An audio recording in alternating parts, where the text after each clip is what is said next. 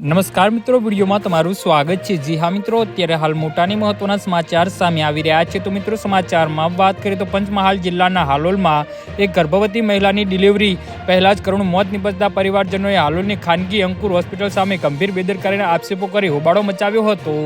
જી હા મિત્રો, મળતી માહિતી અનુસાર પંચમહાલ જિલ્લાના હાલોલની અંકુર હોસ્પિટલમાં ગર્ભવતી પાયલબેન દંતાણીની નિયમિત સારવાર ચાલી રહી હતી। 9 મહિનામાં પૂરા થયા હતા અને તેમને અચાનક દુખાવો ઉપડતા અંકુર હોસ્પિટલમાં લાવવામાં આવ્યા હતા। જો કે પરિવારજનોએ આક્ષેપ કર્યો છે કે ફરજ પરના તબીબે મહિલાની યોગ્ય તપાસ કર્યા વિના જ તેમને સરકારી હોસ્પિટલમાં લઈ જવાનું કહ્યું હતું। ત્યારબાદ મહિલાને હાલોલની સરકારી હોસ્પિટલમાં લઈ જવાઈ હતી, જ્યાં સારવાર મળે તે પહેલા જ મહિલાનું મોત નીપજ્યું હતું। તો બીજી તરફ તબીબોએ મહિલાના ગર્ભમાં જોડિયા બાળક હોવાનું પણ જણાવાયું હતું। દુનિયા જુએ એ પહેલા જ ગર્ભમાં રહેલા જોડવા બાળકોને જન્મી શક્યા ન હતા અને ત્યારે મહિલા અને જોડવા બાળકોના મૃત્યુથી આઘાતમાં સરેલા પરિવારજનોએ અંકુર હોસ્પિટલની બેદરકારી મહિલાના મોત માટે જવાબદાર ઠેરી છે।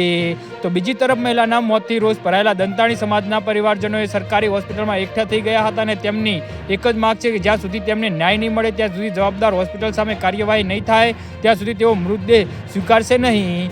જી હા મિત્રો, તો આના વિશે તમારું શું કહેવું છે તો નીચે અમારી કમેન્ટ બોક્સમાં જરૂરથી જણાવજો અને અમારી યુટ્યુબ ચેનલને સબસ્ક્રાઈબ કરવાની ભૂલતા નહીં। ધન્યવાદ।